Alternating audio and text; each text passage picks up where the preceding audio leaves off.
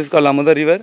Here Ma Sharda used to take bath with his four brother and sister, four brother, and you can see here the small temples. This is the Samadhi of Ma Sharda. Okay, you can say this is cremation ground of the parents of Holy Mother. This is the cremation ground of Holy Mother.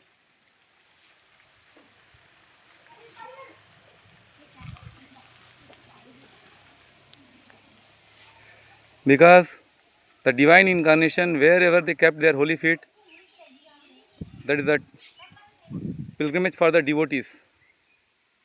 Holy Mother's bathing ghat of the Gangas. So this is the Ganga river only. Okay, but here it is called Amudar Nadi. The name of the river is Amudar. You can see this picture. In this picture, you see the character of the Mother Sarda. She is making bath with four brothers. Ha ha ha. Jai Ma. Jai Ma.